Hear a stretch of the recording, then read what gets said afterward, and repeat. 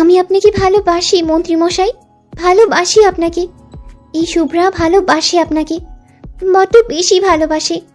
তড়িৎগতিতে পেছন ফিরে তাকায় মন্ত্রী আরহাম শিকদার। দৃষ্টিতে আবদ্ধ হয় একজন শাড়ি পরিহিতা রমণী। তার থেকে কয়েক হাত দূরে অবস্থান রমণীটির। মুখে মাস্ক থাকা দরুন স্পষ্ট ফুটে উঠেছে তার ডাগর ডাগর আঁখি জোড়া। মুখের সামনে লেপ্টে আছে কয়েকটা অবাধ্য চুল। পরনে কালো শাড়ি, খোপা করে রাখা চুলে বেলি ফুলের গাছরা, হাত ভর্তি কালো ছুরি। বিরোধী দলকে হারিয়ে বিপুল ভোটে জয়লাভ করেছেন আরহাম শিকদার। শুধু আরহাম শিকদার নয়, এখন তার নামের সাথে জুড়েছে মন্ত্রী শব্দটি। উজ্জ্বল শুভ্র 6 ফুট 2 ইঞ্চি উচ্চতার এই সুঠাম দেহী যুবকের জন্য কত নারী পাগল সে কি জানে? বর্তমান তরুণ তরুণীদের গর্ব সে, হবেই বা না কেন। মাত্র 31 বছর বয়সে একজন মন্ত্রী সে।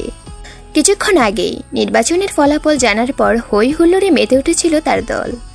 বিরক্ত সে এসবে।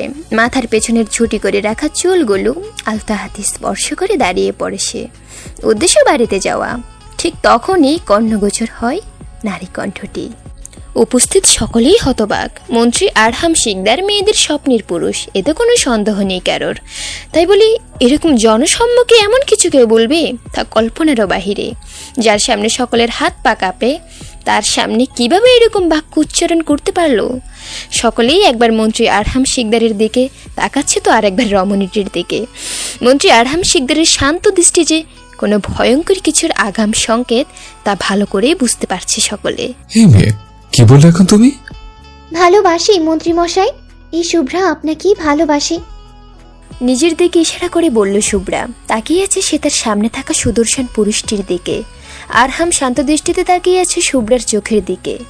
অবাক সে, যার দিকে চোখ তুলে তাকাতেও মানুষের হাঁটু কাঁপে, তার দিকেই এই মেয়ে চোখে চোখ রেখে তাকিয়ে আছে।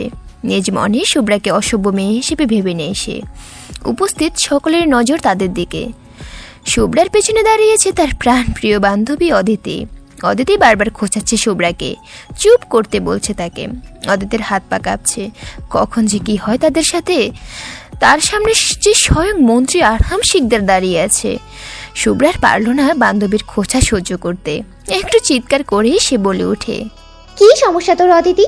দেখছিস মন্ত্রী মশাইকে মনের কথা জানাচ্ছে, তাহলে কেন বারবার খোঁজাচ্ছিস? চুপচাপ দাঁড়িয়ে থাক না, না হলে কানের নিচে মারবো একটা, যে নিজের প্রেমিকের 14 গোষ্ঠীর নাম ভুলেই যাবি। আহাম্মক কোথাকার, একদম জ্বালাবি না। খাসি উঠে যায় অদিতির। মনে মনে নিজেকেই ধিক্কার জানায় সে। কোন আক্কেলে নির্লজ্জ মেয়েকেও থামাতে গিয়েছিল? শুভ্রা যে নির্লজ্জ তার তো জানা ছিল। আরহাম অদ্ভুত দৃষ্টিতে তাকিয়ে আছে শুভ্রার দিকে। কি মন্ত্রী মশাই, ওভাবে কি দেখছেন? নির্লজ্জ ছেলেদের মতো একটা মেয়ের দিকে তাকিয়ে আছেন কেন? এই আপনি না মন্ত্রী, জনগণের সামনে একটা মেয়ের দিকে এভাবে তাকিয়ে আছেন? লজ্জা করছে না আপনার? যদিও তাকাতেই পারেন, আমি তো আপনারই। তবে অন্য কোনো মেয়ের দিকে এভাবে যেন তাকাতে না দেখি, তাহলে কিন্তু চোখ তুলে ফেলবো আপনার। সাথে আর যার দিকে তাকাবেন তারও মনে থাকে যেন আমার কথা।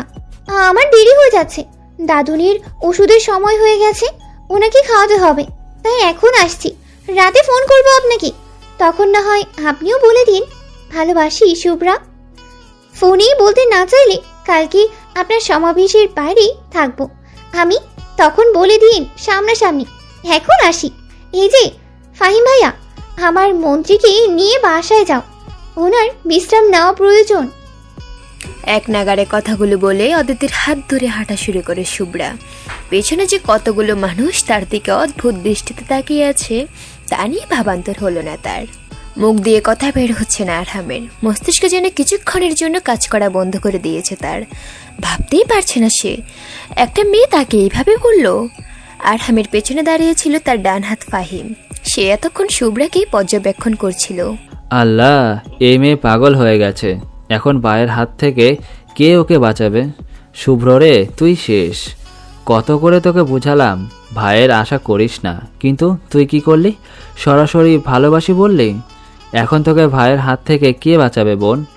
আরও যদি ভাই জানতে পারে তুই আমার চাচাতো বোন, তাহলে আমাকেই না আবার উল্টো ঝুলিয়ে রাখে। তোকে বলেছিলাম ভাইয়ের সম্পর্কে সব, তবু পাকনামি করলি তো। এখন বুঝবি ভাই কি জিনিস। ভাগ্যিস কিছুক্ষণ আগে সাংবাদিকদের বিদায় করা হয়েছিল, না হলে এখনই খবরের কাগজে সেরা খবর হতো মন্ত্রী আরহাম শিকদারকে একটি মেয়ে সকলের সামনে প্রেম নিবেদন করেছে। কি ভয়ঙ্কর ব্যাপার। ফাহিমের ভাবনার মাঝেই আরহামের গম্ভীর কণ্ঠস্বর কানে আসে। হকচকিয়ে যায় ফাহিম, মনে মনে দোয়া দরুদ পড়তে থাকে। মেয়েটার পুরো পরিচিতি চাই আমার। আজকে সন্ধ্যার মধ্যে মেয়েটাকে চেনা চেনা লাগলো। শুকনো ঢোক গিলল ফাহিম। সে কিভাবে বলবে মেয়েটার অন্য কেউ নয়, তার একমাত্র নির্লজ্জ চাচাতো বোন। কিন্তু মনের কথা মনেই রয়ে গেল, মুখের প্রকাশ করলো না। অতঃপর আরহামের কথায় হাঁ সূচক মাথা নাড়ালো সে। আরহাম আর কিছু না বলেই গাড়িতে উঠল, সাথে ফাহিমও উঠল। গাড়ি চলতে শুরু করলো শিকদার বিলের দিকে। পিছনে আরো কয়েকটা গাড়ি, সেখানে রয়েছে তাদের দেহরক্ষী। উপস্থিত জনগণ শুধু দেখেই গেল আরহাম আর শুভ্রার কাহিনী কানাঘুষে চলছে সকলের মাঝে। দাদুন দাদুন দাদুন, আমি বলতে পেরেছি ওনাকে, তোমার নাতনি বলতে পেরেছে দাদুন। খানবাড়ির সকলে অদ্ভুত দৃষ্টিতে তাকিয়েছে শুভ্রার দিকে। এই মেয়ে যে নির্লজ্জ তা তো জানে তারা, তাই বলে এভাবে সকলের সামনে।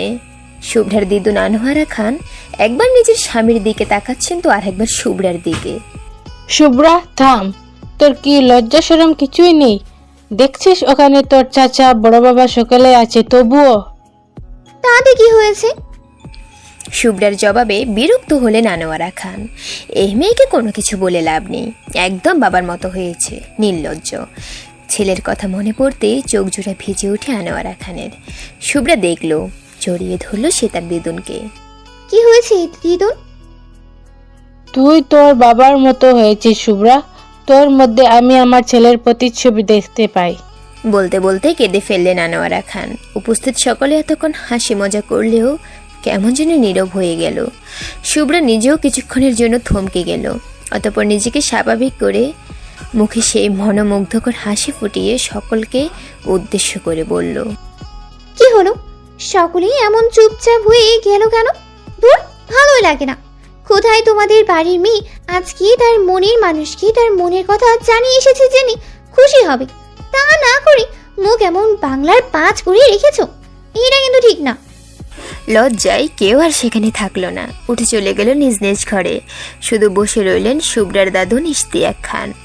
সারাদিনের সকল ঘটনা বলতে শুরু করলো শুভ্রা তার দাদুনকে। তিনিও মনোযোগ দিয়ে শুনতে লাগলেন নাতনির কথা। পরিবারে আর কোনো মেয়ে না থাকার দরুন সকলের চোখের মনে সে।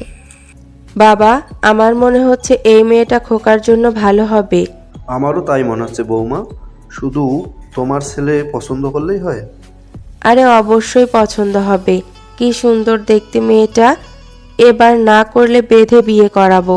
খোকা তো বলেছে নির্বাচনে জিতলে বিয়ে করবে, কথা দিয়েছিল আপনাকে। তাছাড়া বাবা, আপনার নাতি এক কথার মানুষ। সবে মাত্র বাড়িতে পা রেখেছে আরহাম। নিজের মা আর দাদার কথা কর্ণগোচর হতেই দরজাতেই দাঁড়িয়ে পড়ল সে। পিছনে ছিল ফাহিম। নীলিমা শিকদার আর রাজমল শিকদারের কথা শুনে ফাহিমের যেন নাচতে ইচ্ছে করছে। আরহামের জন্যই তো তার বিয়ে করা হচ্ছে না। আরে খোকা, চলে এসেছিস? ওখানে দাঁড়িয়ে কেন? আয় আয়, দেখ তো কোন মেয়েকে পছন্দ হয়। মা, কতবার বলেছি তোমাকে খোকা বলে ডাকবে না আমায়। তোমার ছেলের বয়স 31 মা। তার থেকে বড় কথা, তোমার ছেলে মন্ত্রী। আসছে মন্ত্রী, তোকে খোকা বলে ডেকেছি, ডাকবো। তুই তো এখনো আমার কাছে সেই ছোট আরহাম খোকাই আছিস। মায়ের কাছে সন্তান কখনো বড় হয়? তাই নাকি? তাহলে তোমার এই ছোট্ট খোকাকে এখনই কেন বিয়ে করাতে চাচ্ছ? ভ্রু নাচিয়ে জিজ্ঞেস করে আরহাম। বোকা বনে যে নীলিমা শিকদার বুঝতে পারেন, বরাবরের মতো আজকেও তাকে কথার জালে ফাঁসাচ্ছেন তার ছেলে। কিন্তু আজকে তিনি হার মানবেন না, পণ করেছেন যেইভাবেই হোক ছেলেকে তিনি বিয়ে করাবেন। বয়স তো কম হয়নি ছেলেটার। খোকা, তুই আজকে যাই করিস না কেন, আমাকে তোর কথার জালে ফাঁসাতে পারবি না। তোকে বিয়ে করতে হবে মানে করতেই হবে। তোর থেকে তোর ছোট ছোট কাজিনরা বিয়ে করেছে, অনেকের তো বাচ্চাও আছে, আর তুই কিনা এখনো বিয়েই করিসনি। জীবনে তো কোনোদিন প্রেম করেছিস বলে মনে হয় না। যদি তোর কোনো পছন্দ থাকে বলে দে, না হলে আমরা যাকে পছন্দ করব তাকেই বিয়ে করতে হবে তোর। পছন্দের মেয়ে আছে মা। ড্রয়িং রুমে মনে হলো ছোটখাটো একটা বিস্ফোরণ হলো। ড্রয়িং রুমে উপস্থিত সকলে অবিশ্বাস নয়নে তাকালো আরহামের দিকে। তারা বিশ্বাস করতে পারছে না আরহামের কথা। আরহামের জয়লাভের আনন্দে তার নিকটাত্মীয় সকলে এসেছে শিকদার বাড়িতে। তাছাড়া নীলিমা শিকদার তাদেরকে জানিয়েছেন আরহামের জন্য মেয়ে দেখবে, সকলে যেন উপস্থিত থাকে। নাম কি তার? আরহাম? তার সম্পর্কে সবকিছু বলো, আমরা বিয়ের প্রস্তাব নিয়ে যাব তার বাড়ি। বাবার দিকে তাকালো আরহাম। একবার সকলকে ভালোভাবে দেখে নিল সে। নাম জানি না, তার বাবা কোথায় থাকে, কি করে, দেখতে কেমন, কিচ্ছু জানে না। শুধু তার মায়াবী চোখ দুটো দেখেছে, হরিণের ন্যায় টাকর টাকর চোখ তার। সে চোখের চাহনি ভয়ঙ্কর, অদ্ভুত সুন্দর তার চোখ, যার বর্ণনা দিয়ে শেষ করা যাবে না। বলে দিলাম তার সম্পর্কে। এখন যাও, তার বাসায় যেয়ে বিয়ের প্রস্তাব নিয়ে যাও। যাচ্ছি আমি নিজের রুমে, আশা করছি আমাকে বিরক্ত করবে না। বলে গটগট পায়ে নিজ ঘরের দিকে চলে গেল আরহাম। উপস্থিত সকলেই বিস্ফোরিত নয়নে তাকিয়েছে তার দিকে। যে ছেলে আজ পর্যন্ত কোনো মেয়ের দিকে ভালোভাবে তাকিয়েছে কিনা সন্দেহ, সেই ছেলে এইভাবে একটা মেয়ের বর্ণনা দিচ্ছে। মিস্টার আসাদ শিকদার ভাবছেন তার ছেলের দেওয়া বর্ণনা সম্পর্কে। এইভাবে বুঝি মেয়ে খোঁজা যায়? আরহামের মনে হচ্ছে মাথায় বাজ পড়েছে। সে ভাবছে সে কি ভুল শুনল? মন্ত্রী আরহাম শিকদার কাউকে পছন্দ করেছে? এটা যেন পৃথিবীর অষ্টম আশ্চর্যের থেকে কম কিছু না তার কাছে। বোনের কথা মাথায় আসতেই খারাপ লাগা শুরু হলো তার। শুভ্রা যে তার নেতা মশাইকে খুব করে চায়, ভালোবাসে নেতা মশাইকে। নিজের কোনো বোন না থাকায় সে শুভ্রাকে নিজের আপন বোনের মতোই ভালোবাসে। সেই বোন কষ্ট পাবে ভেবেই বুকের মধ্যে হালকা চিনচিন ব্যথা অনুভব করছে সে। এতক্ষণ দর্শকের ভূমিকা পালন করা আজমল শিকদার বলে উঠলেন, মেয়েটাকে খোঁজ নাও আসাদ। তোমার ছেলে কোন মেয়েকে পছন্দ করেছে? নিশ্চয় মেয়েটার ভিতর এমন কিছু দেখেছে যা ওর ভালো লেগেছে। না হলে তোমার যে ছেলে 31 বছর এসেও বিয়ে করতে নারাজ, এটা তোমার ছেলে তো, নাকি হাসপাতালে বদলে এনেছো বিয়ে পাগলা বাপের বিয়ে নারাজ ছেলে? আসাদ শিকদার তাকান তার বাবার দিকে তো আর একবার নীলিমা শিকদারের দিকে। নীলিমা শিকদার তার ননদ আরিফা তালুকদারকে নিয়ে চলে গেলেন রান্নাঘরের দিকে। পেছনে তার নিজের বোন আর ভাবিও গেল। এখানে থাকলে নির্ঘাত লজ্জায় পড়তে হবে। নানু, মামাইকে বিয়ে পাগলা কেন বললে? জিজ্ঞেস করলো রাইমা। সকলে আগ্রহ নিয়ে তাকালো আজমল শিকদারের দিকে। আসাদ শিকদার বারবার বারণ করছে আজমল শিকদারকে, কিন্তু না, শুনলো না ওনার কথা। তোমার মামাইয়ের যখন 23 বছর তখন আমাকে এসে বলেছিল সে একটা মেয়েকে তাকে বিয়ে দিয়ে করতে চায়। আমি প্রথমে বারণ করি, কারণ ওর তখনও প্রাপ্ত বয়স হয়নি। কিন্তু শুনলে তো আমার কথা, ধন্যায় বসে যায় তোমার মামাই। না খেয়ে দিয়ে পাগলামি শুরু করে। মেয়েটা কে ছিল জানো? তোমার মামিমা। অবশেষে উপায় না পেয়ে দিয়ে দিলাম বিয়ে।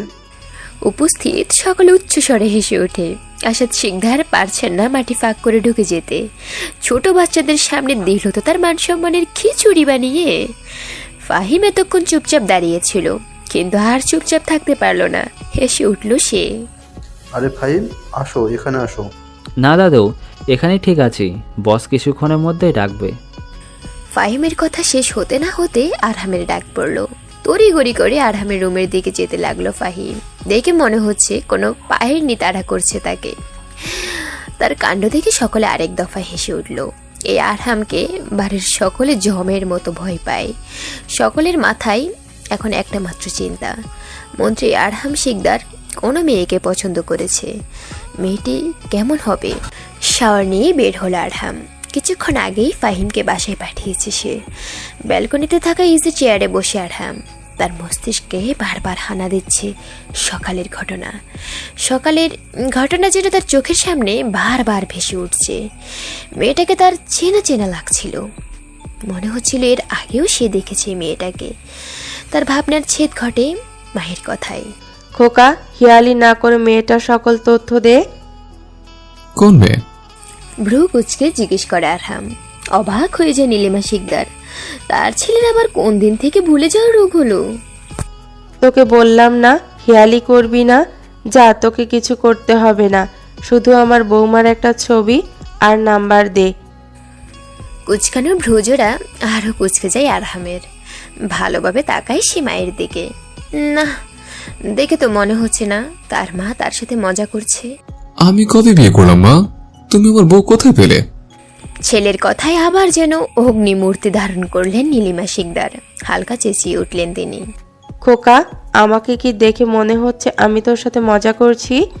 ড্রয়িং রুমে যে বলে এলি কাকে নাকি তুই পছন্দ করিস, তার বাসায় বিয়ের প্রস্তাব পাঠাবো। কুচকানোর ভ্রুজোড়া আপনা আপনি সমান হয়ে গেল আরহামের। মস্তিষ্কে একটু চাহা প্রয়োগ করতেই মনে পড়ে গেল ড্রয়িং রুমের বলা কথাগুলো। নিজে নিজেই চমকে উঠে আরহাম। তখন যা বলেছিল এক প্রকার আনমনেই বলেছিল সে। কার বর্ণনা দিয়েছিল সে সকলের সামনে? চোখের সামনে ভেসে উঠল সকালের মেয়েটির চোখ জোড়া। হ্যাঁ, সেই মেয়ের চোখের বর্ণনাই দিয়েছিল, কিন্তু কেন? নিজেই নিজেকে প্রশ্ন করল আরহাম। সকাল 10:23 হাসপাতালের অপারেশন থিয়েটারের বাইরে বেঞ্চে বিধ্বস্ত অবস্থায় বসে আছে আরহাম। দৃষ্টি তার অপারেশন থিয়েটারের দিকে। পরনে শুভ্র পাঞ্জাবি লাল বর্ণ ধারণ করেছে। সারা শরীর রক্তে ভিজে আছে। দেখে মনে হচ্ছে রক্ত দিয়ে গোসল করেছে সে। কিছুক্ষণ আগে ঘটে যাওয়া ঘটনা চোখের সামনে বারবার ভেসে উঠছে। কানে একটি নারী কণ্ঠ বারবার প্রতিধ্বনিত হচ্ছে। না, আর সহ্য করতে পারছে না আরহাম। 2 হাত দিয়ে মাথা চেপে ধরে। নির্বাচনের পর শপথ গ্রহণের পালা এসেছে। কালকেই সকল ব্যবস্থা করে রাখা হয়েছিল। আজকে সকাল 11টায় শপথ গ্রহণ করা হবে। সবকিছু পর্যবেক্ষণ করছিল পুলিশ এবং বিভিন্ন আইনসভার মানুষ। যত পারছে কড়া নিরাপত্তার ব্যবস্থা করা হচ্ছে। মিডিয়ার মানুষ এবং বিভিন্ন উচ্চ পদের মানুষের বিচরণ চলছে। তখনই সেখানে উপস্থিত হয় আরহাম। শুভ্র পাঞ্জাবি পায়জামা, হাতে ব্যান্ডের ঘড়ি, চোখে কালো সানগ্লাস। ঘাড় সমান লম্বা চুলগুলো আলগোচে পিছনে ঝুটি করা। দেখে মনে হচ্ছে কোনো মাফিয়া। উপস্থিত জনগণের মধ্যে হই হই পড়ে যায়। মন্ত্রীর এরকম সাজ কত মেয়েদের হার্ট ব্লক করেছে সে যদি জানতো। গার্ডরা তাকে চারিদিক থেকে ঘিরে রেখেছে। রাগে ফোঁস করছে শুভ্রা। শুভ্র রঙের একটি শাড়ি জড়ানো তার গায়ে, ঠিক যেন শুভ্র পরি। তার সাথে থাকা কয়েকটা মেয়ে মন্ত্রীমশাইয়ের সৌন্দর্যের প্রশংসা করছে। সহ্য হচ্ছে না তার। তারা কেন করবে? মন্ত্রীমশাই তো শুধু তার। আরহামের থেকে কিছুটা দূরত্বে সে। আর ধৈর্য ধরতে না পেরে কল দিল আরহামের নাম্বারে। সবেমাত্র সামনের দিকে এগুতে ধরেছিল আরহাম। ফোন বাজতেই থেমে যায় সে। ঠোঁটের কোণে এক চিলতি হাসির রেখা দেখা যায়। হয়তো বুঝতে পেরেছে কে কল দিয়েছে। পকেট থেকে ফোন বের করার সাথে সাথেই তার মুখের হাসি আরেকটু প্রসারিত হয়। ফোনের স্ক্রিনে জল করছে একটি নাম, শুভ্রপরী। দীর্ঘ সময় পর কালকে রাতে একবার এই নাম্বার থেকে কল এসেছিল। তখন রমণীটি হয়তো জানতও না তার মন্ত্রীমশাই তার সম্পর্কে সকল তথ্য বের করেছে। এখনও হয়তো জানে না। এখন সে খোলা বইয়ের মতো মন্ত্রীমশাইয়ের কাছে। আসসালামু আলাইকুম মন্ত্রীমশাই। ওয়ালাইকুম আসসালাম। কি বলছেন? এত তাড়াতাড়ি ভুলে গেছেন? দাঁত কিড়মিড় করছে শুভ্রা। কালকে রাতেও তো এই লোক তার কথা শুনেছিল, তাহলে আজকে কিভাবে তার কণ্ঠস্বর চিনতে পারছে না? এদিকে মুখ টিপে হাসছে আরহাম। সে বুঝতে পারছে অপর পাশের মানুষটি রেগে গেছে। আরহামের মুখের হাসি দেখে সকলেই অবাক চোখে তার দিকে তাকিয়ে আছে। আপনি কি বলছেন? আর আমার ব্যক্তিগত নাম্বার কোথায় পেলেন? আপনি এমন কোনো ব্যক্তি যাকে আমার মনে রাখার কথা? রাগের চরম পর্যায়ে পৌঁছে যায় শুভ্রা। আপনার বাচ্চার মা আমি। ডান দিকে তাকান। অবাক হয় আরহাম। সে ভাবতেও পারেনি এমন কোনো জবাব দেবে মেয়েটি। আরও একবার অসভ্য নির্লজ্জ মেয়ে বলে অখ্যায়িত করে শুভ্রাকে। আরহামের ডান দিকে অবস্থান শুভ্রার। আরহাম তাকায় সেদিকে। দেখতে পায় শুভ্র রঙানো রমণীটিকে। শুভ্রা এগিয়ে আসছিল আরহামের দিকে। গার্ডরা বাধা দিতে চাইলে আরহাম নিষেধ করে তাদের। তাছাড়া অনেকেই চিনতে পেরেছে শুভ্রাকে। এই তো কালকে সেই নির্লজ্জ মেয়েটি। আরহামের প্রায় কাছেই চলে এসেছে শুভ্রা। তখনই দেখতে পায় কেউ একজন আরহামের দিকে বন্দুক তাক করেছে দূর থেকে। চমকে যায় শুভ্রা। হাত থেকে ফোনটা পড়ে যায় নিচে। আরহাম ভ্রু কুঁচকে তাকায় তার দিকে। মন্ত্রীমশাই! জোরে চিলিয়ে উঠে শুভ্রা। কিছু বুঝে ওঠার আগেই পরপর 2টি গুলি চালানোর শব্দ পাওয়া যায়। হতভম্ব হয়ে যায় সকলে। আরহাম তাকায় তার বুকের ওপর পড়ে যাওয়া রমণীটির দিকে। বুকে তরল জাতীয় কিছু অনুভব করে সে। মাথা যেন কিছুক্ষণের জন্য শূন্য হয়ে গেছে। যতক্ষণে বুঝতে পারে ঘটনা ততক্ষণে পড়ে যেতে নেয় শুভ্রা। নিজ বাহুডোরে আগলে নেয় তাকে আরহাম। তাকায় একবার দূর অবস্থারিত মানুষটির দিকে, যে কিনা গুলি চালিয়েছিল। পুলিশ কিছু করার আগে লোকটি পালিয়ে যায় সেখান থেকে। আরহামের মস্তিষ্ক সচল হতেই দ্রুত শুভ্রাকে নিয়ে গাড়িতে উঠে সে।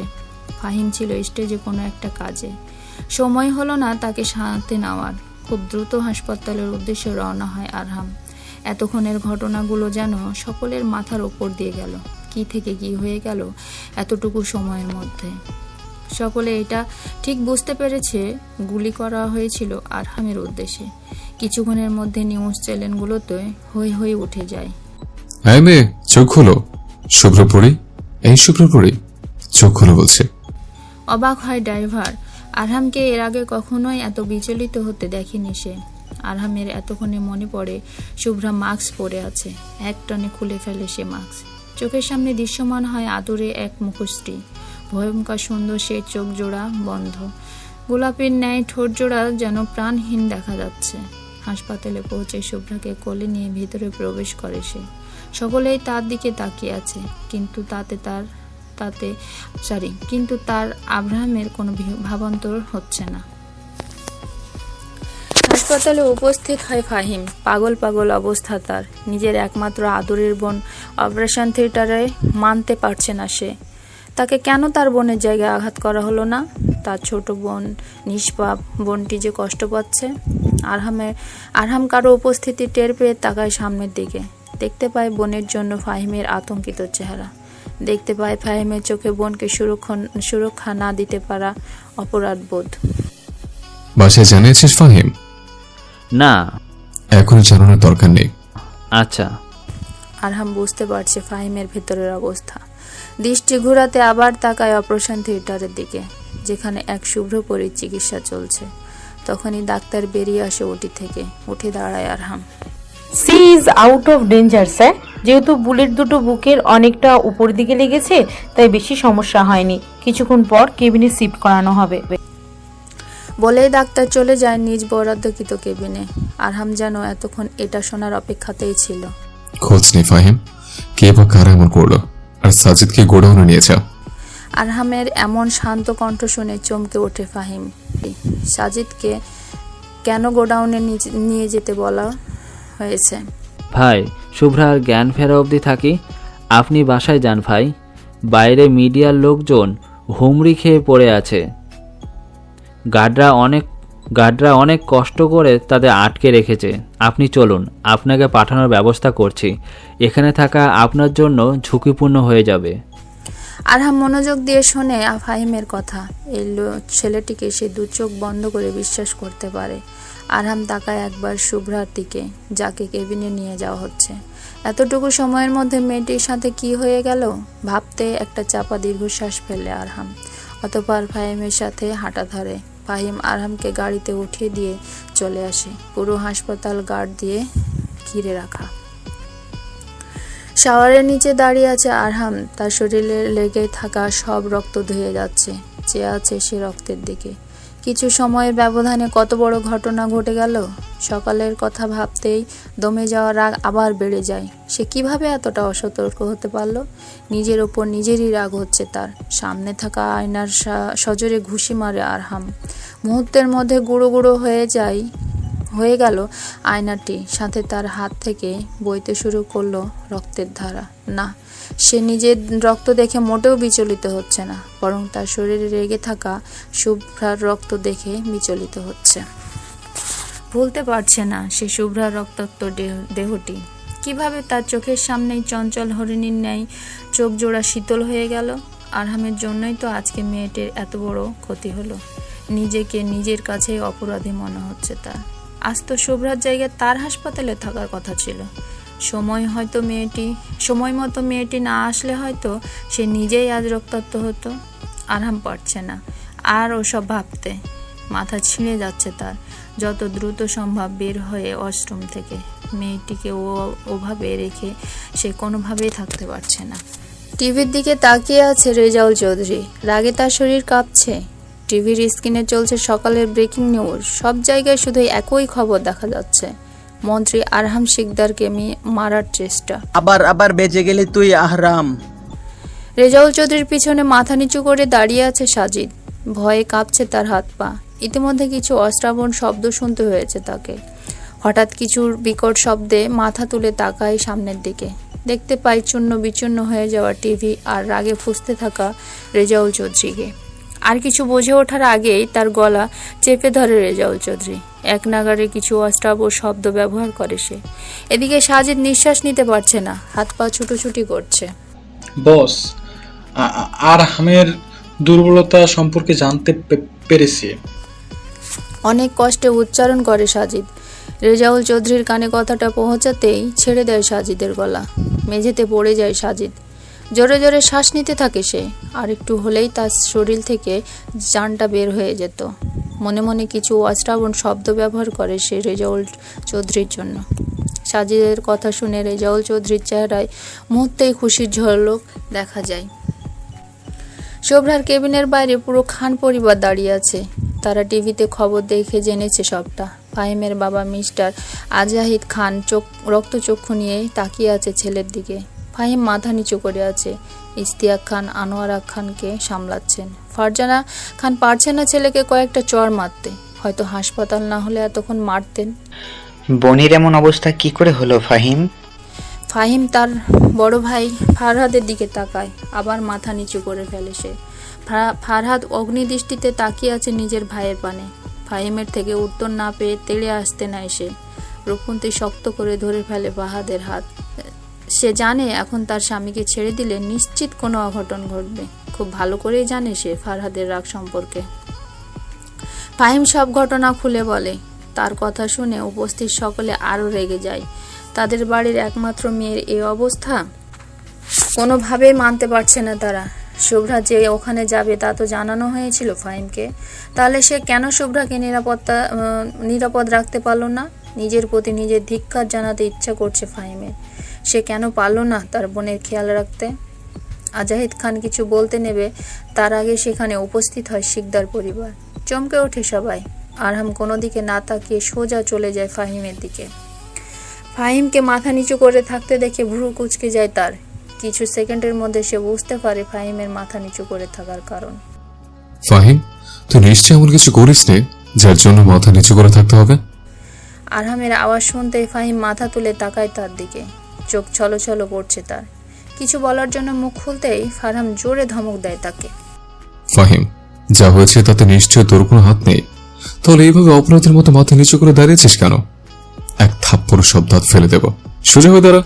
উপস্থিত সকলের নজর পড়ে তাদের দিকে। এমনিতেই মন্ত্রী আরহাম শিকদার এসেছে এখানে, তার উপরে আবার ধমক দিচ্ছে। সকলের চোখ অবগত ছেয়ে যায়। নীলিমা শিকদার বসেছিলেন আনোয়ারা খানের পাশে। ফারজানা শিকদার আর রোজিনা শিকদারের সাথেও তিনিও যোগ হয়ে আনোয়ারা খানকে বোঝাচ্ছিলেন। আনোয়ারা খান কান্না করেই যাচ্ছেন। ছেলের এমন ধমক শুনে বিরক্ত হন তিনি। আছাদ শিকদারও বিরক্ত হয়েছেন। সব জায়গায় খালি মন্ত্রীগিরি। ফাহিম চট করে সোজা হয়ে যায়। প্রচণ্ড ভয় পায় সে আরহামকে। আরহাম বলছে মানে এখন সে যদি মাথা নিচু করে থাকে তাহলে নিশ্চয় তাকে থাপ্পড় খেতে হবে। হন্তদন্ত হয়ে প্রায় ছুটে আসছেন নওশাদ খান। তার পিছনে তার দুই ছেলে রাহাত খান আর রিমন খান। যমজ ভাই এরা দুজন। বিয়েও একসাথে করেছেন তারা। আর অবাক করা বিষয় হচ্ছে তাদের স্ত্রীরাও একই সাথে 7 মাসের অন্তঃসত্ত্বা।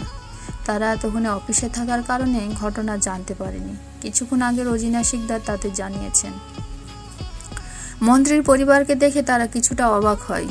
রোজিনা শিকদার এগিয়ে আসেন স্বামী এবং ছেলেদের দিকে। রাত 8টা। ধরণীতে অন্ধকারের আগমন অনেকক্ষণ আগেই ঘটেছে। শুভ্রার অপারেশনের 9 ঘন্টা পেরিয়ে গেছে। এখনও জ্ঞান ফিরেনি তার। এই নিয়ে ডাক্তাররাও চিন্তায় আছেন। খান পরিবার এখনও শুভ্রার কেবিনের বাইরে।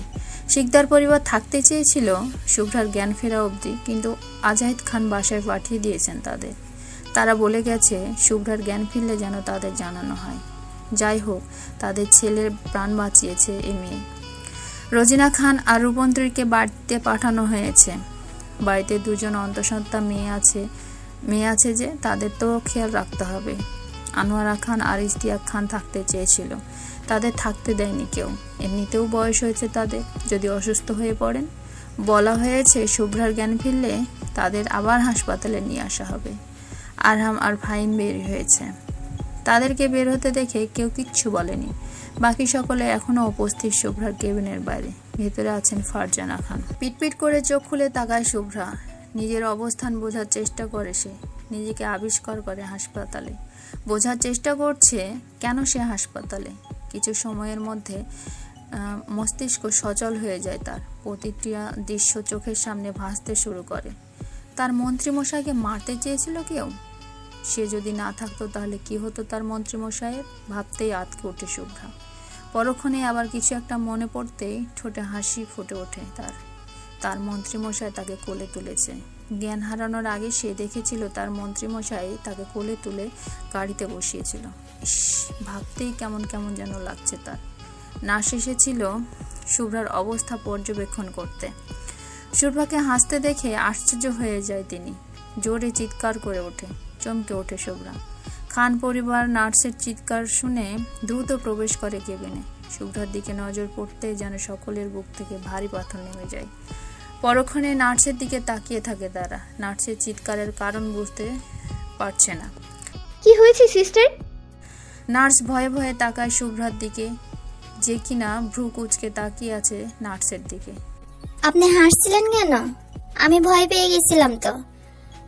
আজ পর্যন্ত কাউকে আমি দেখিনি এমন অবস্থায় হাসতে। আমি ভেবেছিলাম যিনি ভর করেছে বুঝি আপনার উপর। রাগ উঠে যায় শুভ্রা।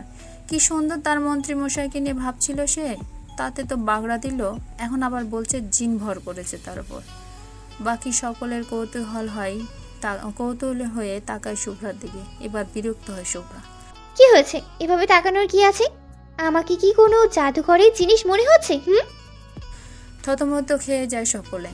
এই মেয়েকে দেখে কি মনে হবে এর সাথে কি হয়েছে? দুটো গুলি খেয়ে এভাবে কথা বলছে। বনি একসাথে বলে ওঠে ফাহাদ, রাহাত আর রিমন। শুভ্রা তাকায় তার 3 কাজিন ভাইয়ের দিকে। তার দৃষ্টি আরো খুঁজছে কাউকে। ফাহাদ বলে তাকে সকলের কথা। আমি ঠিক আছি, তোমরা চিন্তা করো না।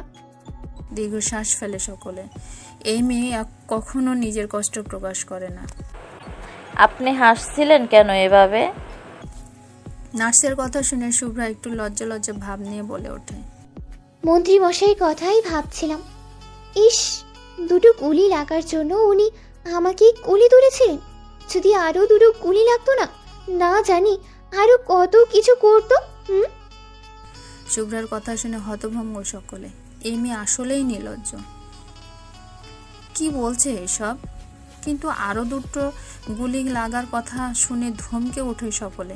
বাচ্চা বাচ্চা মুখ করে তাকায় শুভ্রা সকলের দিকে, যেন তার মতো নিষ্পাপ আর কেউ নেই। ততক্ষণে একজন ডাক্তার প্রবেশ করে শুভ্রার কেবিনে। সকলকে একসাথে কেবিনের ভেতরে দেখে বাইরে যেতে বলে।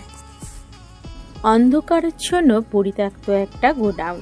বাইরে থেকে যে কেউ ভাববে ভুতুড়ে গোডাউনটি। দিনের বেলাতেও সচরাচর এই গোডাউনে আশেপাশে কাউকে দেখা যায় না। কয়েকটা মোমবাতি জ্বালানো ভিতরে। হালকা আলোয় দেখা যাচ্ছে চারিপাশের কিছু দৃশ্য। মেঝেতে পড়ে আছে একটা ছেলের মরদেহ। ভীষণ বাজেভাবে মারা হয়েছে ছেলেটাকে। শরীরের একটু অংশ মনে হয় ফাঁকা নেই, যেখানে আঘাত করা হয়নি। দেখে মনে হচ্ছে কেউ নিপুণতার সাথে ছেলেটির শরীরে ব্লেড চালিয়েছে। ফাহিম, এটাকে ফেলে আসবে রেজাল চৌধুরীর বাড়ির সামনে। হ্যাঁ সূচক মাথা নাড়ায় ফাহিম। মন্ত্রী আরহাম শিকদারের হিংস্রতা সম্পর্কে খুব ভালোভাবে অবগত সে, কিন্তু আজকের আরহামের সাথে সে আগের আরহামের কোনোভাবেই মিল খুঁজে পাচ্ছে না। গলা শুকিয়ে মরুভূমির ন্যায় হয়ে যাচ্ছে ফাহিমের। আরহাম বোধহয় বুঝতে পারল ফাহিমের অবস্থা। পাশে রাখা এক বালতি পানি ছুঁড়ে মারল ফাহিমের দিকে। হকচকিয়ে যায় ফাহিম। ফ্যাল ফ্যাল করে তাকায় আরহামের দিকে। আরহামের কোনো হেলদোল নেই। সে শান্তভাবে দাঁড়িয়ে আছে যেন কিছুই হয়নি। করুণ কণ্ঠে বলল ফাহিম। আরহাম শান্ত দৃষ্টিতে তাকিয়ে পড়ল। আমার মনে হলো তোর পানির দরকার, তাই দিয়ে দিলাম। কেন, পানি দিয়ে ঠিক করে নি? ভ্রু কুচকে ফেলে ফাহিম। মনে মনে নিজেকে ধিক্কার জানায়। এরকম মুহূর্তে এমন কথা, এটা মন্ত্রী মশাইয়ের দ্বারাই সম্ভব। যা পানি খেয়ে এটাকে ফেলে আয়। লাশটার দিকে ইশারা করে বলে। মাথা নাড়ায় ফাহিম। ঠিক তখনই তার পকেটে থাকা ফোনটা বেজে ওঠে। ফোনের স্ক্রিনে ভাইয়া নামটা জলজল করছে। কিছুটা ভয় পেয়ে যায় ফাহিম। তার বোনির কিছু হলো না তো? হাত কাঁপছে ফাহিমের। যদি কোনো খারাপ খবর শুনতে পায়। ফাহিমের অবস্থা থেকে ভ্রু কুচকায় আরহাম। আরেকবার ফোন বাজতেই কাঁপা কাঁপা হাতে ধরে সে। ওপাশ থেকে বোনের কণ্ঠ শুনে বুকের মধ্যে থাকা কষ্টের নদীটা মুহূর্তেই সুখে পরিণত হয়। মুখে প্রকাশ পায় চওড়া হাসি। বনি, ফাহিমের মুখে বনি শুনে কিছুক্ষণ থমকে যায় আরহাম। মেয়েটার কি কিছু হয়েছে ভাবতেই কেমন যেন লাগতে শুরু করলো তার। তুমি একদম কথা বলবে না ভাইয়া। তুমি আমার কাছে আসোনি কেন? অবশ্যই কণ্ঠস্বর শুনে ফাহিম বুঝতে পারে তার বোনই তার উপর কি পরিমাণে অভিমান করে আছে। অভিমান করিস না বনি, আমি আসছি এক্ষুনি। ঠাস করে কল কেটে দেয় শুভ্রা। হেসে ফেলে ফাহিম শুভ্রার বাচ্চামো দেখে। আরহামের দিকে তাকায় সে, যে কিনা এতক্ষণ তার দিকেই ভ্রু কুচকে তাকিয়েছিল। ভাই, বনির জ্ঞান ফিরেছে। মুহূর্তেই কুচকানো ভ্রু জোড়া শিথিল হয়ে যায় আরহামের। ঠোঁটের কোণে দেখা যায় হালকা মৃদু হাসি, কিন্তু সেই হাসি দেখতে পেল না ফাহিম। আরে আমি তো এখন ঠিক আছি বড় বাবা, তুমি বেকার চিন্তা করছো। আর ছোট বাবা, তুমিও তাল মিলাচ্ছ তোমার ভাইয়ের সাথে। আমি কিন্তু মারবো না এসব। বলছি না আমি এখন একদম ঠিক আছি। তোমাদের মেয়ের এখনো বিয়েই হয়নি। বাচ্চা কাচ্চা নাতি নাতনিকে না দেখি আমার কি কিছু হতে পারে বলো তো? আরহাম এসেছিল শুভ্রাকে দেখতে। দরজার কাছে আসতেই শুভ্রার এমন লাগাম ছাড়া কথা শুনে সেখানেই থ হয়ে দাঁড়িয়ে পড়ে আরহাম। এই মেয়ে যে আসলেই নির্লজ্জ তার প্রমাণ ইতিমধ্যে অনেকবার পেয়ে গেছে সে। আরহামের ঠিক পিছনে ছিল ফাহিম। বোনের এমন কথা শুনে না চাইতে উচ্চস্বরে হেসে ওঠে সে। সে হয়তো ভুলে গেছে তার থেকে ঠিক 3 হাত দূরত্বে আরহামের অবস্থান। হেসে যেন মাটির সাথে লুটোপুটি খাচ্ছে ফাহিম। তখনই শুভ্রার কেবিন থেকে বের হয় খান পরিবার। আরহামকে দেখে তারা কিছুটা অবাক হয়। শুভ্রার দাদা দাদিকেও আনা হয়েছিল শুভ্রার জ্ঞান ফেরার পর। সকলে আরহামের দিকে অদ্ভুত দৃষ্টিতে তাকিয়ে আছে। ফাহিমকে হাসতে দেখে সকলে তার দিকে তাকায়। গম্ভীর কণ্ঠে বলে ওঠেন আজিদ খান। ফাহিমের হাস্যোজ্জ্বল মুখ মুহূর্তেই চুপসে যায়। তাহার বাবা যে তার উপর প্রচন্ড রেখে আছে জানে সে। বনির কথা শুনে একদম নিচু কণ্ঠে উত্তর দিল ফাহিম। আদৌ কেউ শুনতে পেল কি তার কথা? ইতোমধ্যে আরহামের সাথে পুরো খান পরিবারের পরিচয় হয়ে গেছে। তাই সে আজাহিদ খানকে উদ্দেশ্য করে বলে ওঠে, শুভ্রর এখন কেমন অবস্থা আঙ্কেল? না, উত্তর দিলেন না আজাহিদ খান। তিনি প্রচণ্ড ক্ষেপে আছেন আরহাম আর ফাহিমের উপর। তাদের বেখায়ালির জন্য তার ভাইয়ের একমাত্র মেয়ের আজ এই অবস্থা। সব থেকে বড় কথা, এই মন্ত্রীকে বাঁচাতে গিয়ে তাদের বাড়ির মেয়ের সাথে এই ঘটনা ঘটে গেছে। খান বাড়ির অনেকেই রেগে আছে আরহামের উপর। ইস্তিয়াক খান সবটা বুঝতে পেরে পরিস্থিতি সামাল দিতে বলে ওঠেন, দিদিভাই ঠিক আছে আরহাম, তুমি চিন্তা করো না। দীর্ঘশ্বাস ফেলে আরহাম। তার তো কিছু করার ছিল না। সে যদি জানতো শুভ্রা ওভাবে তাকে বাঁচাবে তাহলে কখনোই সে শুভ্রাকে সেখানে উপস্থিত থাকতে দিত না। আমি বনির সাথে দেখা করব বাবা। ছেলের এমন করুণ কণ্ঠ শুনে আজাহিদ খান তাকায় ছেলের দিকে। আমরা চলে যাচ্ছি, তোমার মা আর ফরহাদ থাকবে এখানে। তুমি দেখা করে বাসায় চলে এসো। বলে তিনি হাঁটা ধরলেন সামনের দিকে। ফারজানা খান আর ফারহাদ বাদে খান বাড়ির বাকিরা চলে যায় বাড়ির উদ্দেশ্যে, কারণ হাসপাতালে এতজন থাকা যাবে না। ফাহিমের চোখে পানি ছলছল করছে। ফারজানা খান এগিয়ে এসে ছেলের দিকে, যাও আরহামকে নিয়ে ভিতরে যাও, শুভ্র অভিমান করেছে তোমার উপর। ফাহিম তাকায় আরহামের দিকে। আরহামকে ইশারায় বুঝায় সে যাবে না শুভ্রার কেবিনের ভিতরে। তাকে দেখে নির্লজ্জ মেয়েটা আবার কি না কি কাণ্ড করে বসে কাছের দরজার বাইরে থেকে দেখবে। ফাহিম ও আরহামের ইশারা অনুযায়ী একাই ভিতরে প্রবেশ করে। আরহাম বাইরে থেকে দেখে শুভ্রাকে। ভিতরের কিছু একটা দেখে তৎক্ষণাৎ দৃষ্টি সরিয়ে ফেলে সে। কেমন অদ্ভুত লাগছে তার, কিন্তু বুঝতে পারছে না নিজের বর্তমান অনুভূতি। অতঃপর ফারজানা খান আর ফারহাদের থেকে বিদায় নিয়ে বেরিয়ে পড়ে বাড়ির উদ্দেশ্যে। বাইরে তার জন্য গার্ড অপেক্ষা করছে। ফাহিম হয়তো কখনোই তাকে একা ছাড়তো না। শিকদার বাড়িতে জানানো হয়েছে শুভ্রার জ্ঞান ফেরার কথা। তারা আসতে চাইলে বারণ করেছে খান পরিবার, বলেছে সকালে এসে দেখা করতে, রাতে আসার দরকার নেই। ফাহিম ভিতরে প্রবেশ করে যেন 440 ভোল্টের ঝটকা খায়। আল্লাহ, সে কি ভুল দেখছে! 2 হাত দিয়ে একবার ভালো করে চোখ পরিষ্কার করে নেয়। না, সামনে থাকা দৃশ্য তো পরিবর্তন হলো না, তার মানে সে ঠিক দেখছে। বনি, নির্লজ্জতার একটা সীমা আছে, তুই তো দেখছিস সেটাও অতিক্রম করে ফেলেছিস। শুভ্রা তাকায় ফাহিমের দিকে, কোনো কিছু না বলে দৃষ্টি ফিরিয়ে নেয় সে। মনোযোগ দেয় হাতে থাকা ছবিটির দিকে। তার মন্ত্রীমশাইয়ের ছবিতে সে চুমু খাচ্ছিল, তাতে লজ্জা পেতে হবে কেন? বনি, আমি বুঝতে পারিনি এমন কিছু হবে। আগে থেকে বুঝতে পারলে তোকে কখনোই ওখানে যেতে দিতাম না। আজ আমার জন্য তোর এই অবস্থা। বলতে বলতেই ফাহিমের চোখ থেকে 2 ফোঁটা পানি গড়িয়ে পড়ে। শুভ্রা তাকায় তার ভাইয়ের দিকে। কে বলবে এটা ওর কাজিন হয়? তাকে দেখে মনে হচ্ছে তার নিজের বোনের সাথে এমন হয়েছে। শুভ্রা নিজেকে ভাগ্যবতী মনে করে। তার পরিবারের সকলে তাকে খুব ভালোবাসে। ধুর ভাইয়া, দিলে তো এত সুন্দর রোমান্টিক মুডের 12টা বাজিয়ে। আমি তো ভুলেই গিয়েছিলাম। তুমি কিভাবে বুঝবে কোনটা রোমান্টিক মুড? হ্যাঁ, তুমি তো আর কারোর প্রেমে পড়োই নাই। বলেই গাল ফুলিয়ে ফেলে শুভ্রা। ফাহিম ভ্রু কুঁচকে ফেলে। এই শুভ্রা নামক মেয়েকে কখনো ঠিক হওয়ার নয় সে জানে। কিভাবে তাকে এসব বলে দিল? আমি তোর বড় ভাই হই বনি, সম্মান দে, একটু তো লজ্জা কর। নিজের বড় ভাইকে এভাবে বলছিস? আর তুই এই হাসপাতালে তোর মন্ত্রী মশাইয়ের ছবি কিভাবে পেলি? নার্সের কাছেই পেয়েছি।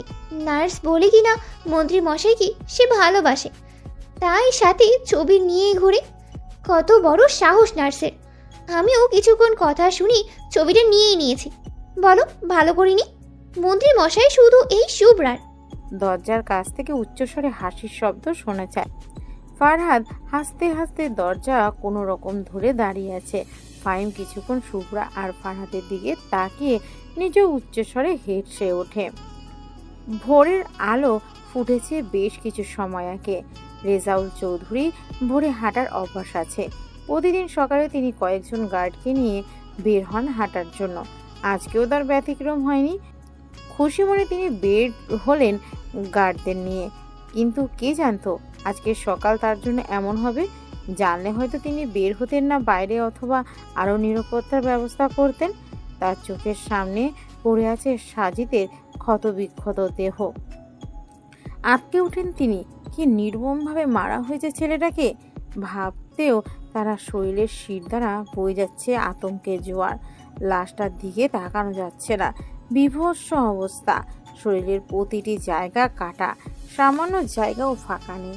দেখে বোঝাই যাচ্ছে ব্লেড দিয়ে কাটা হয়েছে। রেজাউল চৌধুরীর শরীর থরথর করে কাঁপছে। সাথে থাকা গার্ডরা তার দিকে অদ্ভুত নজরে তাকিয়ে আছে। তারা বুঝতে পারছে না এনার মতো জঘন্য একজন মানুষ কেন সামান্য একটা লাশ দেখে এমন ভয় পাচ্ছে। তার কাছে তো এইসব দেখা নিত্যদিনের ব্যাপার।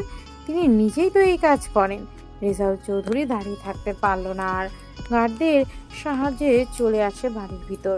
বলে আসেন লাশটা সরিয়ে ফেলতে। শিকদার বাড়িতে চলছে নীরবতা। কালকে সকালেও এই বাড়িতে ছিল খুশির আমেজ। খাবার টেবিলে সকলে নীরবতা পালন করছে। কারোর মুখে কোনো কথা নেই। তাদের বাড়ির ছেলে তো সুস্থ আছে, কিন্তু তাদের ছেলেকে বাঁচাতে গিয়ে যে মেয়েটি নিজের জীবনের পরোয়া করেনি, তার জন্য চিন্তায় সবাই। মেয়েটিকে দেখার কৌতূহল সকলের মধ্যে বিদ্যমান। আরহাম সিঁড়ি বেয়ে নামতে নামতে দেখে নেয় সকলের ভাবভঙ্গি। তার সব কাজিনদের মধ্যে বড় সে। নিজেকে আলাদা এক কঠোরতার পর্দায় আবৃত করে রেখেছে, যার কারণে কারোর সাথে খুব বেশি সখ্যতা নেই তার। কাজিনরা সকলে তাকে ভয় পায়, এমনকি তার মুখের উপরে কেউ কথা বলে না পরিবারে। তাকে নামতে দেখে নীরব ডাইনিং টেবিল যেন আরও নীরব হয়ে গেল।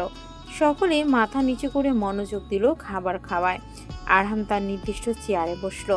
সকলের দিকে একটিবার তাকিয়ে নিজেও খাওয়ায় মনোযোগ দিল। বাসায় কি কিছু হয়েছে মা? হঠাৎ আরহামের কথা শুনে সকলে চমকে ওঠে। শান্ত পরিবেশে হঠাৎ এমন কণ্ঠস্বর যেন প্রতিধ্বনিত হচ্ছে। সকলে তাকায় আরহামের দিকে। কি নিষ্ঠুর এই পুরুষ!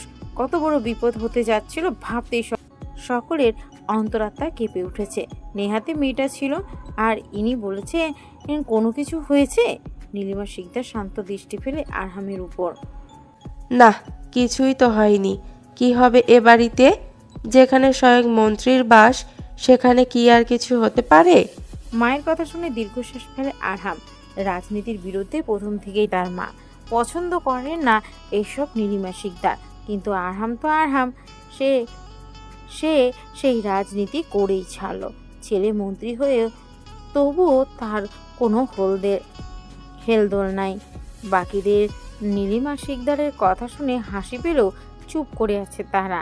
এখানে হাসলে তাদের যে এক একজনের মাথা ঘাড়ে থাকবে না ভালো করেই জানে। আর আরিফা তালুকদার আরহামকে উদ্দেশ্য করে বলে ওঠেন, আরহাম, মেয়েটাকে দেখতে যেতে চাচ্ছি।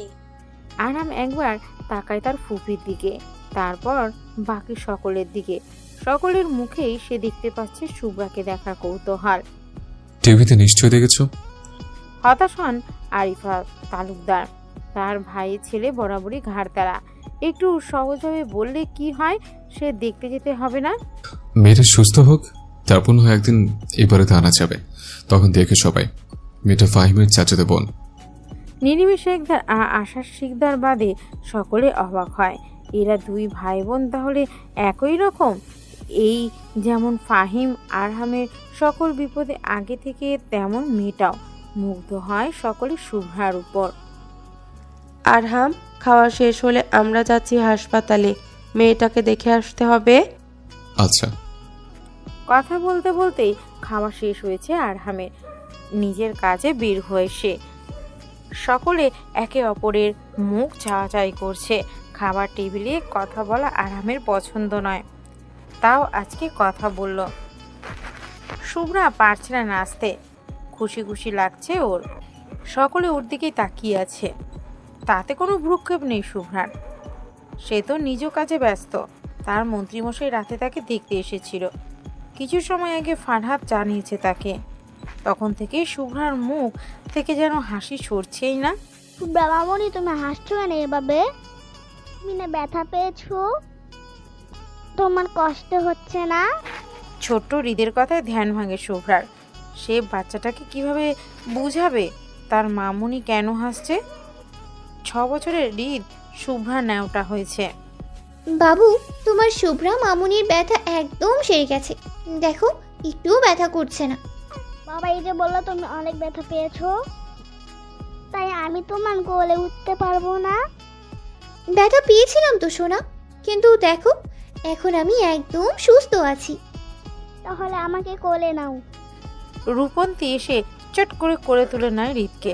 সে ভালো করেই বুঝতে পারছে শুভ্রা কষ্ট হলো হৃদকে কোলে নিতে চাইবে। শুভ্রা একদম পাকনামি করবে না। ব্যথার চোটে নড়তে পারছে না সে, নাকি এখন হৃদকে কোলে নেবে? চুপচাপ শুয়ে থাকো। আর হৃদ, দেখছো তোমার শুভ্রা মামুনি অসুস্থ, তাহলে কেন কোলে উঠতে চাচ্ছ? ধমকে ওঠে রূপন্তী। হৃদ আর শুভ্রা কাছুমাছু হয়ে যায়। সকলে মুখ টিপে হাসছে। শুভ্রা কিছু বলতে যাবে তার আগে সেখানে উপস্থিত হয় নীলিমা শিকদার আর আশা শিকদার। শুভ্রা অবাক হয় তাদের দেখে। বাকি সকলে শান্তভাবেই আছে। তারা এসেছে মানে নিশ্চয়ই তার মন্ত্রীমশাইও এসেছে। ভাবতেই আনন্দে উৎফুল্ল হয়ে ওঠে তার মন। কিন্তু না, দিল তো তার মনটা ভেঙে। আসেনি তার মন্ত্রীমশাই। কেমন আছো মা? একদম সুস্থ শাশুড়ি মা, বলেই জিভে কামড় দিয়ে ধরে শুভ্রা। এটা কি বলো? খানবাড়ির সকালে একটু অবাক হয়ে তবে পাত্তা দেয় না। তারা জানে এমন কিছুই হওয়ার ছিল। নীলিমা শিকদার আর আশা শিকদার অবাক ননে তাকিয়েছে শুভ্রার দিকে। দুঃখিত আন্টি, আসলে মুখ ফসকে বেরিয়ে গেছে, কিছু মনে করবেন না। বোকা বোকা হেসে বলে শুভ্রা। তারাও আর এ বিষয়ে কান না দিয়ে কিছুক্ষণ শুভ্রার সাথে কথা বলে চলে যায়। তাদের যাওয়ার দিকে তাকিয়ে আলতো হাসে শুভ্রা। ইস, কি লজ্জার বিষয়, নিজেকে বলে। শুভ্রা, এটা তুই কি করলি? আল্লাহ, কি লজ্জা, কি লজ্জা। শুভ্রা, তুই আবার কোন দিন থেকে লজ্জা পাওয়া শুরু করলি? এসব আজগুবি জিনিস ভাবতে ভাবতে ফিক করে হেসে দেয় সে। কি সুন্দর প্রাণোচ্ছল সে হাসি চোখে মুখে ছড়িয়ে পড়ছে। তাকে হাসতে দেখে খান পরিবারের সকলের মুখে হাসি ফুটে ওঠে। কেটে গেছে 1 মাস। শুভ্রাকে বাড়িতে আনা হয়েছে আরও আগে। এখন সে সুস্থ প্রায়। এর মধ্যে একদিনও তার মন্ত্রী মশাইয়ের সাথে দেখা হয়নি। সে ভেবে রেখেছে আর মন্ত্রী মশাইয়ের সাথে কথা বলবে না। শুভ্রা অসুস্থ, তবু কেন তাকে আর দেখতে এলো না? কিন্তু তার বেহায়া মন শুনলে কি তার কথা? সে তো ফোন দিয়ে দিল আরহামের নাম্বারে। কল যাবার কিছু সেকেন্ডের মধ্যে রিসিভ হয় অপর পাশ থেকে। যেন অপর পাশের ব্যক্তি জানতো এখনই তাকে কেউ কল করবে। অবাক হয় শুভ্রা। আসসালামু আলাইকুম মন্ত্রী মশাই। আরহাম কিছু সময় তাকিয়ে থাকে ফোনের দিকে, অতঃপর নিজের কণ্ঠে কঠোরতা এনে জবাব দেয় সে। শুভ্রা বুঝতে পারলো মন্ত্রীমশাই কোনো কারণে রেগে আছে হয়তো, তাই যথাসম্ভব নিজের কণ্ঠে কোমলতা এনে বলে, কেমন আছেন মন্ত্রী মশাই? এই মেয়ে, তুমি এটা জানতে রাত 12টায় আমায় কল করেছ? আপনি কি কোনো কারণে রেগে আছেন মন্ত্রী মশাই? তোমাকে বলতে বাধ্য নই বলে ঠাস করে কল কেটে দেয় আরহাম। শুভ্রার চোখে পানি ছলছল করছে। সে এমন কি বলল যার জন্য তার সাথে এভাবে কথা বলল? উঠে দাঁড়ায় সে। বিছানার পাশে টেবিল থেকে বাবা মায়ের একটা ছবি নিয়ে চলে যায় বারান্দায়। আরহাম নিজের মাথা 2 হাতে চেপে ধরে বসে আছে খাটের এক পাশে। সামনে পড়ে আছে চূর্ণ বিচূর্ণ হয়ে যাওয়া ল্যাপটপটার কোনো অস্তিত্ব খুঁজে পাওয়া যাবে কিনা সন্দেহ। এমন অবস্থা হয়েছে, কোনোভাবে নিজের রাগ নিয়ন্ত্রণ করতে পারছে না সে। সবসময় শান্তভাবে সিদ্ধান্ত নেওয়া আরহাম কিছুতেই আজ নিজের রাগকে নিয়ন্ত্রণে আনতে পারছে না। শুভ্রার সাথে কথা বলার সময় আরহাম ল্যাপটপে কিছু একটা বলছিল। তখনই ল্যাপটপে কিছু একটা নজরে আসতে মুহূর্তে শান্ত আরহাম আগ্নেয়গিরির মতো জ্বলে ওঠে। চোখ জোড়া অসম্ভব পরিমাণে লাল হয়ে আছে তার। তাই যত দ্রুত পারল কল কেটে ফেলেছে সে, যেন তার রাগের প্রতিক্রিয়া শুভ্রার উপর না হয়। তবুও তার মনে হচ্ছে শুভ্রা কষ্ট পেয়েছে, আর একটু স্বাভাবিকভাবে কথা বলা উচিত ছিল। পরক্ষণেই আবার মনে হলো মেয়েটাকে নিয়ে এত ভাবার কি আছে? সে তো অন্য সকল সাধারণ মানুষদের মধ্যে একজন তার কাছে। সত্যি কি তাই?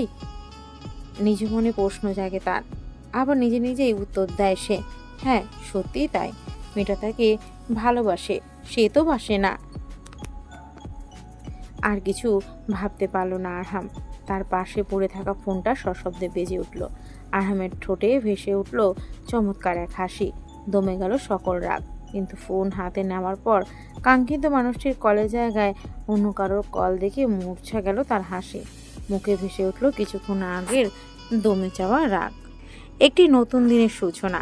রংপুরে অবস্থিত বিশ্ববিদ্যালয়ের নবীনবরণ অনুষ্ঠানে আমন্ত্রণপত্র হাতে নিয়ে বসে আছে ফাহিম। চোখ তার আটকে আছে বিশ্ববিদ্যালয়টির নামের দিকে, যেখানে বড় বড় অক্ষরে লেখা বেগম রোকেয়া বিশ্ববিদ্যালয়। কি দেখছিস ওইভাবে ফাহিম? আরহামের কথার জবাবে হাতে থাকা আমন্ত্রণ পত্রটি বাড়ি দেয় তার সামনে। আরহাম প্রশ্নসূচক দৃষ্টিতে তাকায় ফাহিমের দিকে।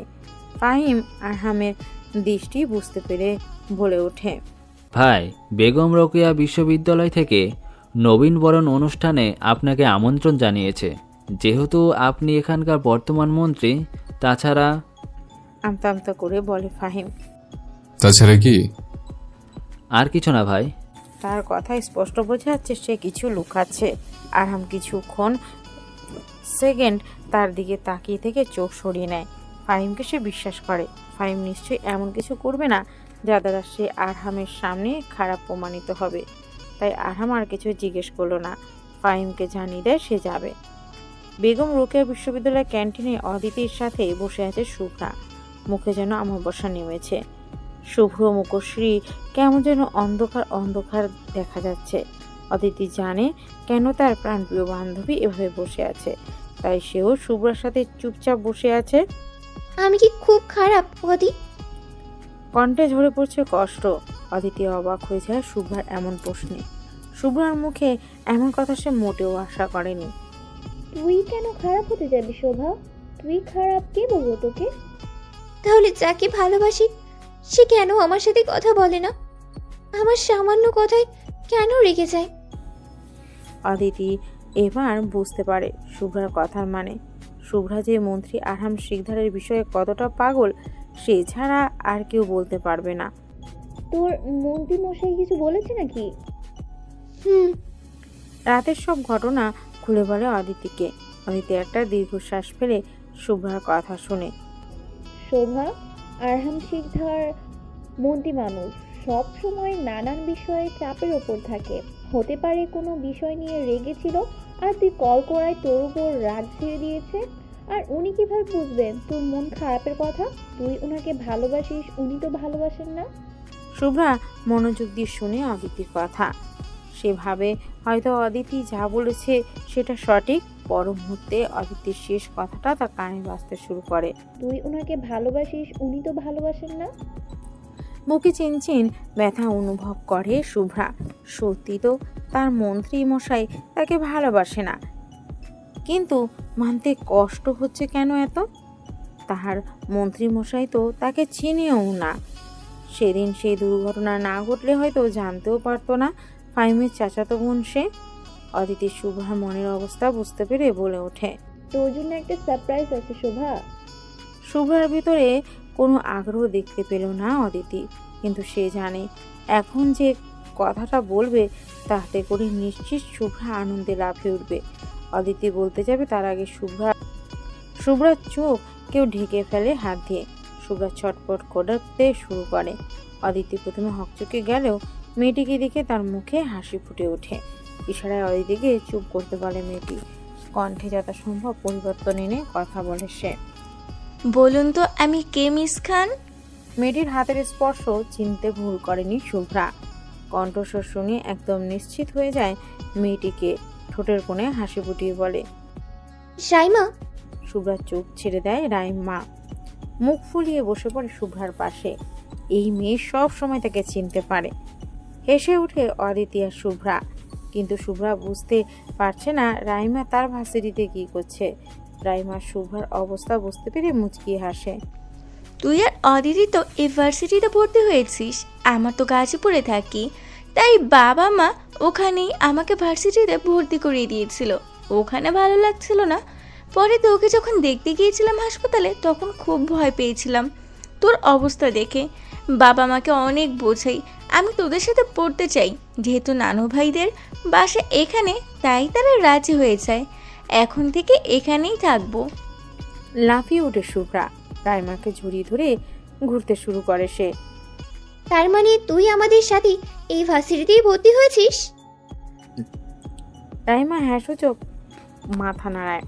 শুভ্রার খুশি আর দেখায় কে। কিছুক্ষণ পর শান্ত হয়ে অদিতিকে জিজ্ঞেস করে, তুই না কিসের সারপ্রাইজের কথা বলছিলি?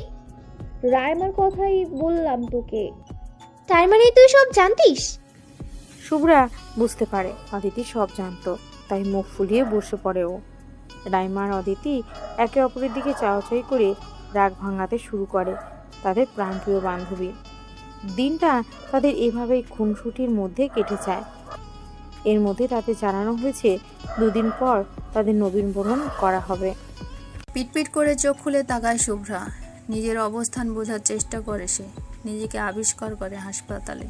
বোঝার চেষ্টা করছে কেন সে হাসপাতালে। কিছু সময়ের মধ্যে মস্তিষ্ক সচল হয়ে যায় তার। প্রতিটা দৃশ্য চোখের সামনে ভাসতে শুরু করে। তার মন্ত্রীমশাইকে মারতে চেয়েছিল কেউ। সে যদি না থাকতো তাহলে কি হতো তার মন্ত্রীমশাইয়ের? ভাবতেই আটকে ওঠে শুভ্রা। পরক্ষণে আবার কিছু একটা মনে পড়তেই ঠোঁটে হাসি ফুটে ওঠে তার মন্ত্রীমশাই তাকে কোলে তুলেছে। জ্ঞান হারানোর আগে সে দেখেছিল তার মন্ত্রীমশাই তাকে কোলে তুলে গাড়িতে বসিয়েছিল। ইস, ভাবতেই কেমন কেমন যেন লাগছে তার। নার্স এসেছিল শুভ্রার অবস্থা পর্যবেক্ষণ করতে। শুভ্রাকে হাসতে দেখে আশ্চর্য হয়ে যায় তিনি। জোরে চিৎকার করে ওঠে, চমকে ওঠে শুভ্রা। খান পরিবার নার্সের চিৎকার শুনে দ্রুত প্রবেশ করে কেবিনে। শুভ্রার দিকে নজর পড়তেই যেন সকলের বুক থেকে ভারী পাথর নেমে যায়। পরক্ষণে নার্সের দিকে তাকিয়ে থাকে তারা। নার্সের চিৎকারের কারণ বুঝতে পারছে না। কি হয়েছে সিস্টার? নার্স ভয়ে ভয়ে তাকায় শুভ্রার দিকে, যে কিনা ভ্রু কুঁচকে তাকিয়ে আছে নার্সের দিকে। আপনি হাসছিলেন কেন? আমি ভয় পেয়ে গেছিলাম তো। আজ পর্যন্ত কাউকে আমি দেখিনি এমন অবস্থায় হাসতে। আমি ভেবেছিলাম জিনে ভর করেছে বুঝি আপনার উপর। রাগ উঠে যায় শুভ্রা। কি সুন্দর তার মন্ত্রী মশাইকে নিয়ে ভাবছিল সে, তাতে তো বাগড়া দিল, এখন আবার বলছে জিন ভর করেছে তার উপর। বাকি সকলের কৌতূহল হয়ে তাকায় শুভ্রার দিকে। এবার বিরক্ত হয় শুভ্রা। কি হয়েছে? এভাবে তাকানোর কি আছে? আমাকে কি কোনো জাদুঘরের জিনিস মনে হচ্ছে? থতমত খেয়ে যায় সকলে। এই মেয়েকে দেখে কি মনে হবে এর সাথে কি হয়েছে? দুটো গুলি খেয়ে এভাবে কথা বলছে। বনি? একসাথে বলে ওঠে ফাহাদ, রাহাত আর রিমন। শুভ্রা তাকায় তার 3 কাজিন ভাইয়ের দিকে। তার দৃষ্টি আরো খুঁজছে কাউকে। ফাহাদ বলে তাকে সকলের কথা। আমি ঠিক আছি, তোমরা চিন্তা করো না। দীর্ঘশ্বাস ফেলে সকলে। এই মেয়ে কখনো নিজের কষ্ট প্রকাশ করে না। আপনি হাসছিলেন কেন এভাবে? নার্সের কথা শুনে শুভ্রা একটু লজ্জা লজ্জা ভাব নিয়ে বলে ওঠে। মন্ত্রী মশাইয়ের কথাই ভাবছিলাম। ইস, দুটো গুলি লাগার জন্য উনি আমাকে গুলি তুলেছিলেন। যদি আরো দুটো গুলি লাগতো না, না জানি আরো কত কিছু করতো। শুভ্রার কথা শুনে হতভম্ব সকলে। এই মেয়ে আসলেই নির্লজ্জ। কি বলছে এসব? কিন্তু আরো দুটো